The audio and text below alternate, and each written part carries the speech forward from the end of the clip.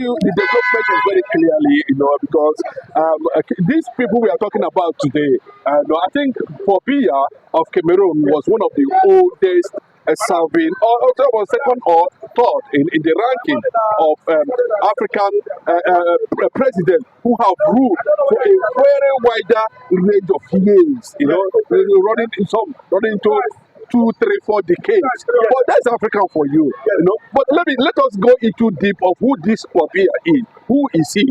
We can trace his record, past in the years and his relationship with the issue that has to do with a particular portion that was ceded via referendum to Cameroon. And that portion is today saying that they do not want to be part of Cameroon. I think one of the doctors, Dr. Chu, if I can remember his name, he's driving a running battle, maybe somewhere in Norway, where he was being,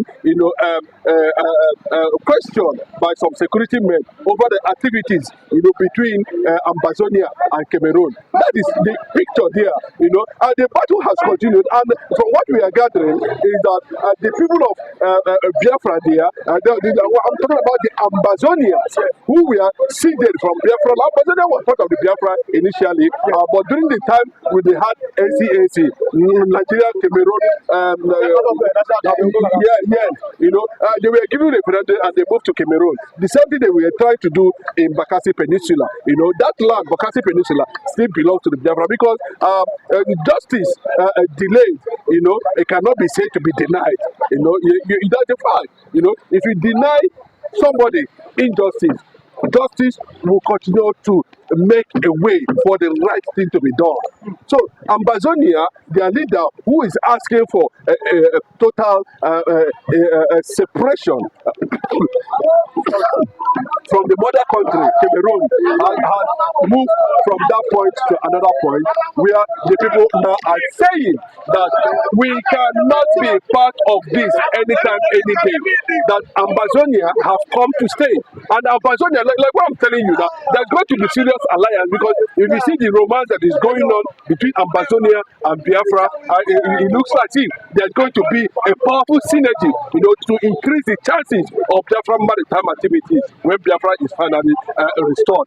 And Cameroon, on the other part, is also struggling not to lose the importance of the economic support of that place. It's not as if they are contributing anything, The armed struggle is already there against the colonial government. They are standing out against what is right. They are standing out for what is right. They are standing out for freedom. They are standing out for global acclaim or a UN charter that allows people, to seek self-determination in the midst of fear of marginalization. Whatever you look at it, Ambassador is having almost the same problem the Biafrans are having. Even though we know they were part of the Biafrans before they were given.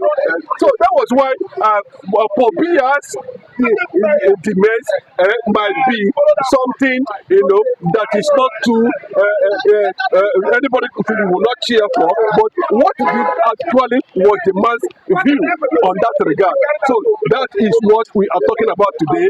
And the people who are seeing him as a traitor, as a tyrant, as a killer, as somebody who does not respect civility and humanity, then that's the essence of what we are seeing coming from the public out there in Cameroon, rejoicing over the sudden demise of Pobia, who is the Cameroon president. So on this note, I was letting you know that the Cameroon authorities, they have not confirmed that the man is dead, but even though he has been missing, but we saw celebrations from Igbo people are saying that the same thing that happened to Pobia, that did not allow Biafrans, we call them Ambazonian Biafrans, go, might happen to some of our leaders in Nigeria.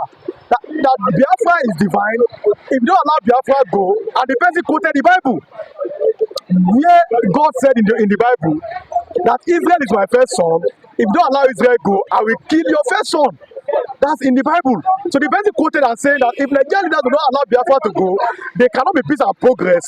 And disaster will happen. Do you agree with that preacher? They clearly is a clear fact, coming from that divinity of trying to get divine interpretation. But the fact still remains is this, the advancement of Biafra has gone beyond what Nigeria can handle. We are seeking international and global solidarity to Biafra, and that they are handling it perfectly very well. So Nigeria currently is not a match or something that we should entertain, that Nigeria cannot be able to hold Biafra restoration or in any form. The only thing they can do at this point in time is the kidnapping of Biafrans that is taking place in Biafran land, the killings of Biafrans by government state actors powered by government, about the killing, and kidnapping and destruction, like what we saw that's happening to Mazi Nnamdi Kanu currently now, where a particular case file that was rejected by Yanko is being sent to Yanko back to handle again. So how is it going to start from? This is a woman that came out to say that I have resigned from this case, but you can see it clearly, that the confusion is ongoing. And why the confusion is ongoing is that, what is come to Igbo Biafrans, once you come to Igbo Biafrans themselves, once you come to the entire Biafrans, wherever they are in the world, the hand of God is always upon them. There's no how you will do it. I can give you 1 million instances of God's grace upon Biafrans. I can give you 1 million reasons why, evidence that God has extended and has always extended his hand of mercy. Check out, in a situation like Nigeria, for instance, they have not been able to have any form of anything like presidency, no road, no airport, no seaport, nothing in the entire Biafra land that can celebrate the presence of government in that place. Then how come United Nations was able to arrive at a particular consensus and was telling you, that we need to study these people? They are nowhere near the government. But the word is saying that we need to study them. So it tells you something about them. Nigerians know those who could not be able to swallow it at the end of the day, voice it out. Buhari said it, the vice president currently now said it. Those who are hiding from reality, they will die in that bottleneck bottle of reservation. There's no two ways about it. So there's no how you can push the relevance and significance of Biafrans in Nigeria. Their contribution is unparalleled. There's no how you quantify it at all. So no matter how you look at it, no matter how they're able to squeeze the Igbo to a particular corner, there must be a way out. They will wrinkle out of it. And the way they will wrinkle out of it, to other people, is a mystery. But to them, they know that this thing can only be done because of where they belong, because of the source they are coming from. So that is the magic that people need to. We don't need to hide it. If you feel that you can try it, stay in a particular place for 17 years. Then you know whether the grace will come or not. If it didn't come, that means you are not in line with the covenant. That is just it. Gentiles are welcome in the kingdom, agreed. But there are people who are specifically anointed, who enjoy that deep covenant between God, between man and God. So those ones now, God has, he said, I have chosen them. Yes, God said, I have chosen. It's God's decision. Imagine a country with less than 10 million people fighting on 7 fronts currently now, and they have not been defeated. And they think it is ordinary. Somewhere along the line, if you are the enemy, you will make mistake. And that mistake will be a victory, because the connection between me and you is not the same. Even though we are humans, agreed, but on a moral and secular ground, we should respect that humanity in us. But when it comes to divinity and worshiping, projecting the existence of the supernatural, my brother, you are not there. Let only God decide whether you are the one that will go to heaven. And we, who are covenanted children, can only show you the way to grace and heaven, even in government, even in leadership, in all ramifications. The Igbos has always been pesetas. Military in Nigeria, Igbo man was the first military head of it. Anywhere, just check the record. In terms of university, Igbo, you broke the records. Because we rejected homosexuality, we rejected conquest, we rejected intimidation, we rejected marginalization, we rejected uncivilized way of doing things. Then that was how we become enemy of Nigeria. Today, Nigeria has not been able to fare well. Yesterday, I was listening to Tunde Bakere in those days. You know, when they normally call him old-time preacher, you know, he only pick his point from the Old Testament. You know, that's why they normally call him old-time preacher. If you look at what he was saying, that I can never forget that word. He made it very clearly that there's no how Nigeria will work without the salt. If they like, put all the whole malu inside the pot. Without the salt, the soup will not have taste. The more you continue to put Igbo man to the side, the more Nigeria disintegrates. That is just it. Because the heavens are watching, the angels are watching, human spirit is watching, consciousness is also watching, everybody is watching. They might not know how it will come and go, or how it will start, or how it will work, but somewhere along the line, there has been, you know, reference points, point of contact that you can make reference. How did this thing get to this place? How come it's only the Jews that transform this world? Mention one innovation, technologically wise, you do not see the hand of the Jews in it. Everywhere. Just mention one. All the devices they are using all over the world, plane, they name them, rocket everywhere. You will see the hand of. But do you know why? If you look at what the Bible talked about the 12 disciples and the role of those 12 disciples, that each tribe among the 12 have a role to play. All of them have a role to play.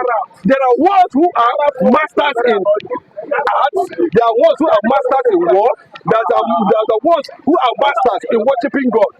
But let me shock you, the house of Levites, do you know why the house of Levites today decided, and God said, no, Joshua, Moses, you must come from this tribe. Do you understand what I'm saying? He said, you must come from this tribe. That's the fact. Do you know why? When they go to the Red Sea, I remember that even when they were coming, when they were on their way, when they were going through the desert, the only people that said there's a God somewhere that cannot fail was the tribe of the Levites.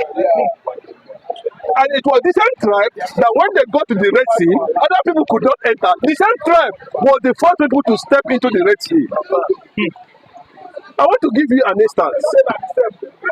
And when they step into the Red Sea, all people say, oh, let us watch whether the Red Sea will swallow them. The Red Sea did not swallow them, then other tribes joined. Because they knew and they wanted to prove something. So every tribe in Israel has a role to play. Reuben has a role to play. Jacob has all of them, they always have a role to play. So when you see people gather, in every home there must be a prince. And if you don't recognize that prince, woe betide you. And that is what is happening to Nigeria. There's no two ways about it. You cannot change what God has destined. You cannot.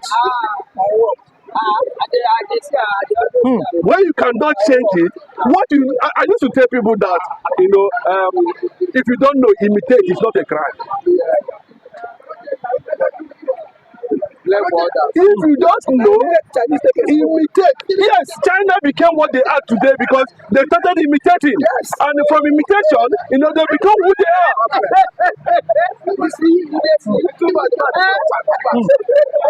That's the fact. So the struggle, at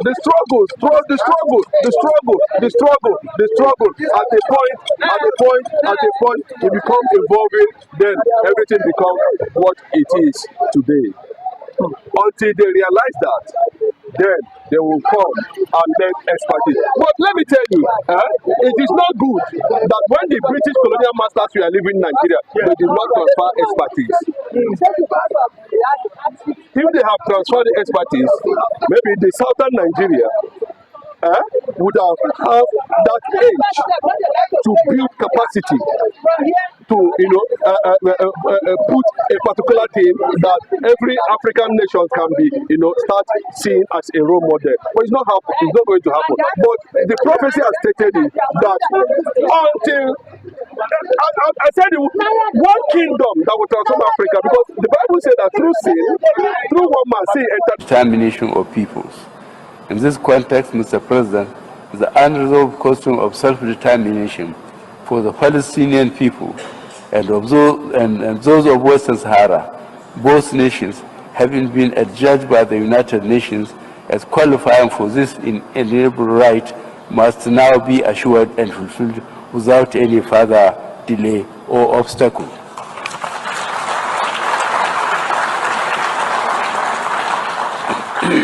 The international community has come to pin its hopes on the resolving Palestinian issue through the two-state solution, which recognizes the legitimate right of each state to exist in peace and security. The world has no more excuses or reasons to delay the implementation of the long list of Security Council resolutions on this question. Neither do we have the moral right to deny any people their freedom or condemn them indefinitely to occupation and blockade. Thank you very much. I would also like to have the latest video from the United Nations General Assembly of the current Vice President of Nigeria, who was the founder of Boko Haram. Thank you very much. We are all witnesses to the heart-wrenching situation in Gaza and other Palestinian territories. We cannot discuss war and peace, conflicts and resolution, or humanitarian imperatives today without reflecting on the Israeli-Palestinian conflict that has been raging since 7th August last year.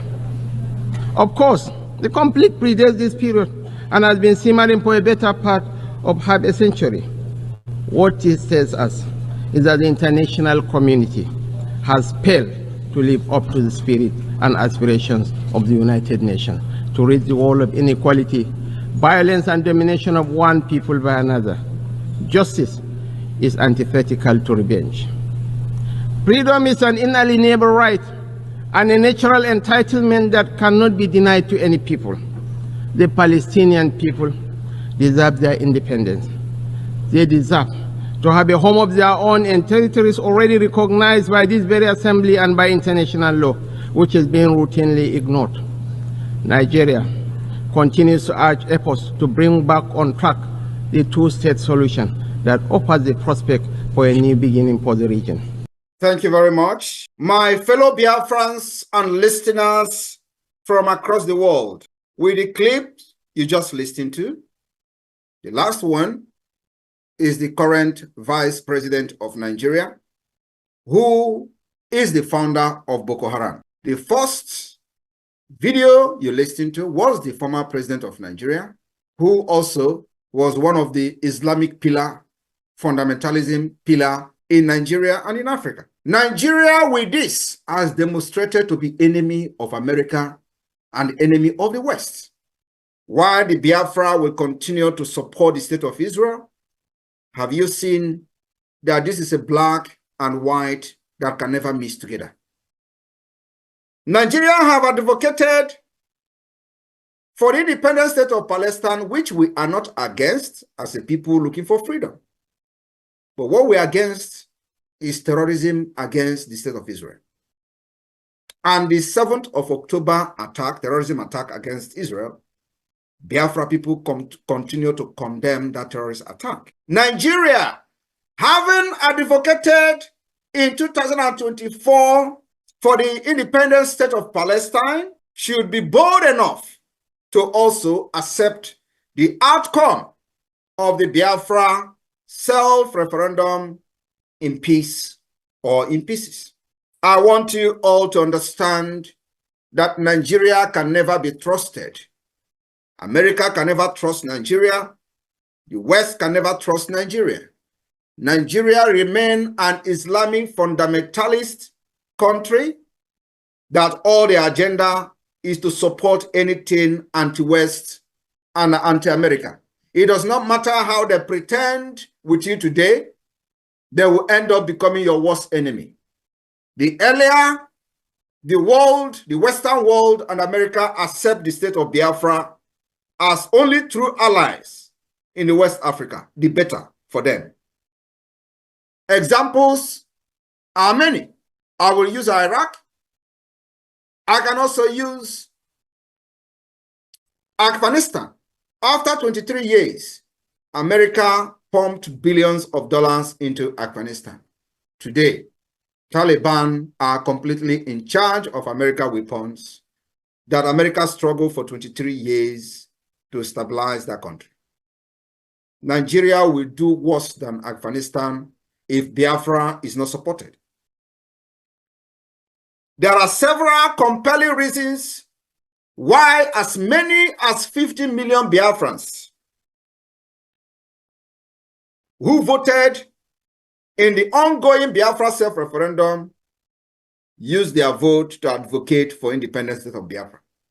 The reasons are very numerous. And I will take it one at a time. From the historical injustices against Biafra people, the Nigeria genocidal war against Biafra from 1967 to 1970, also known as the Biafra War, was a brutal chapter in Nigeria history. The eastern region, known as Biafra, declared independence as the Republic of Biafra after enduring many years of systematic marginalization and violent pogroms in the northern Nigeria and other parts of Nigeria. The war resulted in an estimated 1 to 3 million deaths, children, primarily from starvation due to the blockade imposed by the Nigeria terrorist government. This tragic history has left deep scars in millions of Biafrans and, of course, in Biafra consciousness, especially when the post-war reconciliation was superficial and incomplete with the IRRR. The continuous reference of the Biafra War serves as a painful reminder that the Biafra people were once persecuted and betrayed by a country that was supposed to protect them.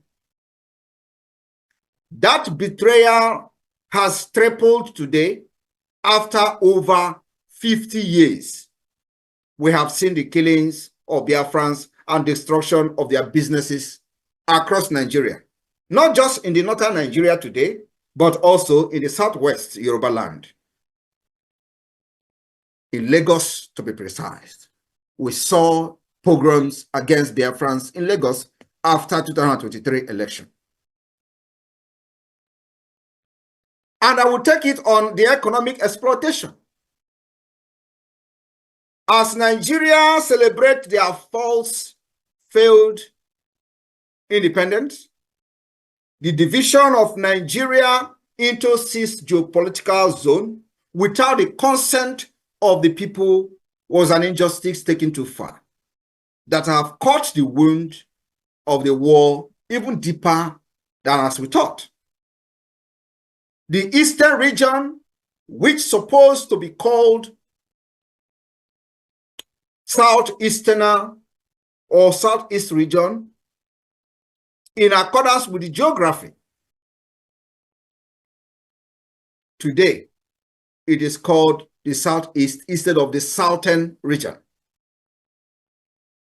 They manipulated the geographic, manipulated the demography in order to fight the freedom and suppress and subjugate Biafra people not to rise up. The region which would form the heart of modern Biafra is rich in natural resources, particularly oil. Despite this wealth, the artificial and the fake Southeast feel disappropriately excluded from the economic and political benefit of their own land. The so-called Niger Delta, which majority falls within the proposed Biafra borders of today, generate a significant portion of Nigeria wealth through crude oil. Yet, that region remains underdeveloped, suffering from poor infrastructure, environmental degradation, and poverty. Yet, they are faced with Nigeria terrorist army bombardment, like the recent killing in the Biafra Okoma community in Delta. The argument for Biafra is also an economic one. The resources of the Biafra people are being siphoned to enrich a far distant federal government in Abuja, while the region remains underdeveloped. That is coming to an end with the declaration of the restoration of independent state of Biafra, coming this year, 2024. My fellow Biafrans, we also suffered what I call the political marginalization within the Nigeria state. Since the end of the Biafra war, Biafra people have constantly been sidelined from the Nigeria political landscape, despite being one of the three largest ethnic groups. No Igbo-speaking Biafra person has held the presidency since 1983. Key government positions, security appointments, and the military leadership role are disproportionately skewed in favor of the Northern Hausa, Fulani, and Western Yoruba elites. Many Igbo-speaking Biafrans believe, and of course it's a fact, that this is a deliberate exclusion from power to prevent their voices from being heard in decision-making process. While those who happen to be very close to power have sold their subconsciousness to self-aggrandizement, those who may have positive agenda that could shape the country's future are not allowed. Today, we are no longer agitating for inclusion, but for complete freedom of Biafra people, where the aspiration of every Biafran will be achieved, where the potential will be attained, where Biafrans will compete among nations in innovation, where free education will be mandatory, where our hospitals will be equipped, and the national insurance scheme will be completely functional. My fellow Biafrans, compelling reasons why Biafrans are leaving Nigeria are many. I'm just taking a few of them today. We have also cultural and ethnic disparities. Nigeria is an amalgamation of hundreds of ethnic groups with distinct cultures, languages, and worldviews.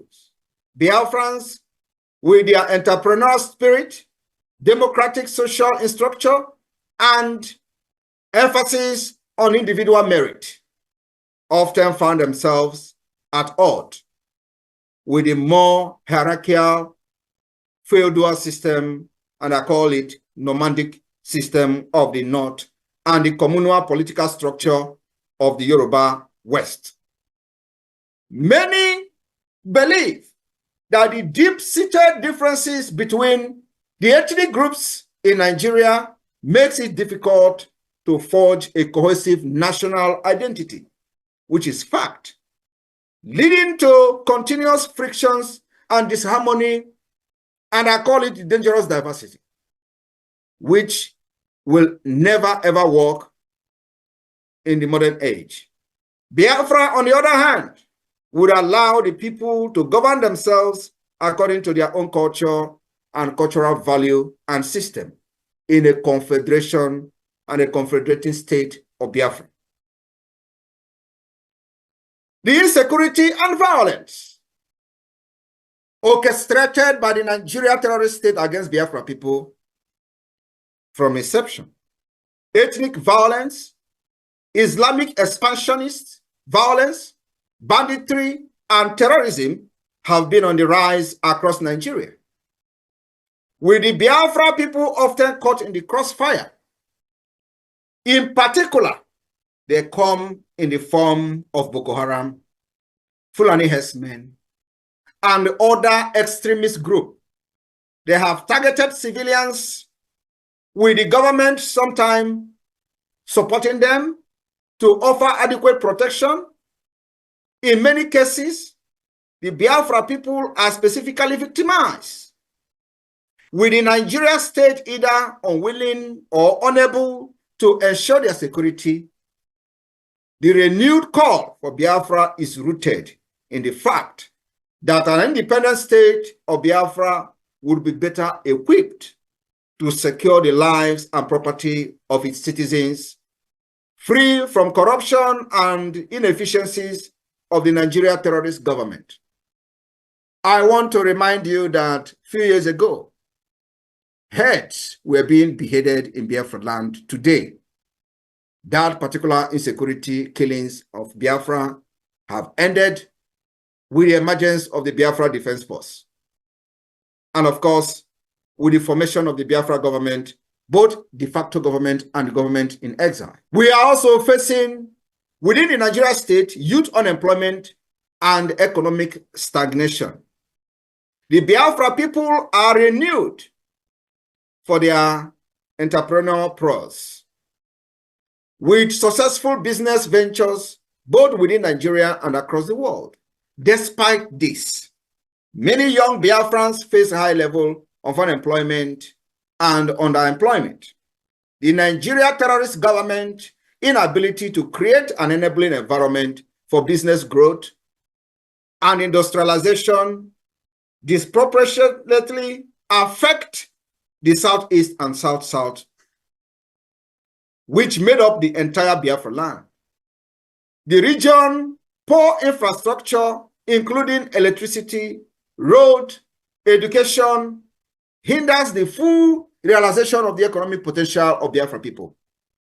An independent state of Biafra will prioritize regional development, focusing on innovation, trade, and infrastructure, uncumbered by the inefficiencies of the central government.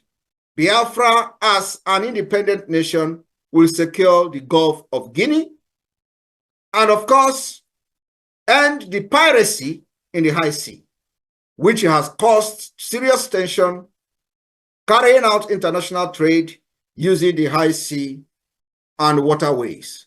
The emergence of Biafra will put an end to the piracy in the high sea.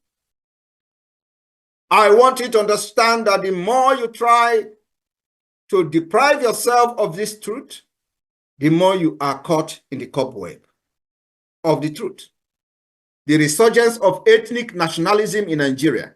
We have seen in recent time the resurgence of ethnic nationalism caused by the dangerous diversity.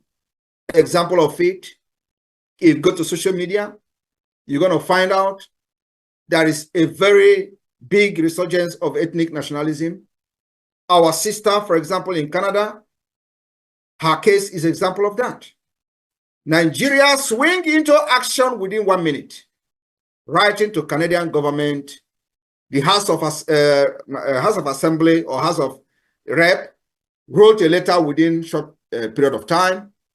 Yorubas on social media, of course, because she is a Biafran. In recent years, the global climate has become more supportive of self-determination and the secessionist movement. From the independence referenda in Scotland, even in Catalonia, though they are not yet independent, but the creation of this awareness in support of self-referendum has gained global support. My fellow Biafrans, we have seen the state creation like the state of Sudan, South Sudan. There is a growing recognition that ethnic groups have right to determine their own future, just like you listen from the Nigeria representative at the United Nations, the current vice president of Nigeria, supporting this particular move. The Biafra government has also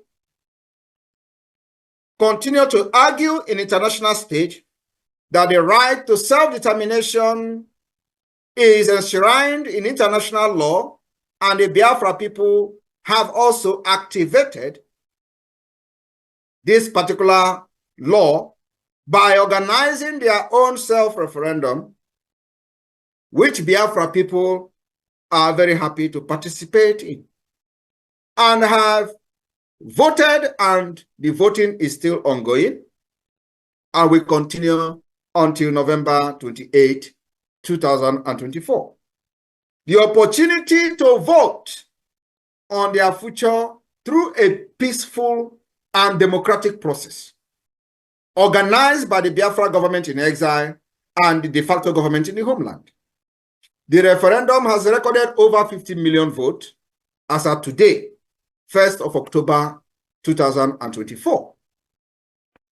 My fellow Biafrans, I want you to understand that the call for Biafra independence is not a rejection of Nigeria or a rejection of Britain, but it is a demand for justice, dignity, and equality. For many Biafrans, remaining in a system that continually marginalizes, exploits, and devalues them is untenable. Biafra offers the promise of self-determination, economic progress, cultural preservation, and security of a nation where the Biafra spirit can strive without the constraint of a broken federation. While the road to Biafra independence is fraught with challenges, the desire for a better, more equitable future fuels the call for the exit of Biafra from Nigeria. And Simon Ekpa is leading Biafra out of Nigeria from the 2nd of December 2024. Biafra government has activated international diplomatic tussle against Nigeria at the highest level. My fellow Biafrans, with this, I welcome you to the month of October 2024. We have just less than 2 months to kickstart our convention in Finland. May God bless the state of Biafra. May God bless the state of Israel. May God bless the United States of America. May God bless Finland, and may God bless Europe. May God bless the Western world. We love you all. From Biafra people, from the Biafra Liberation Army, from the Biafra government, to all of you. We stand together in this particular time of trial. Israel, stand very strong. You have your brothers from Biafra land, and nothing can separate us. From here, from me, airborne to the Biafra defense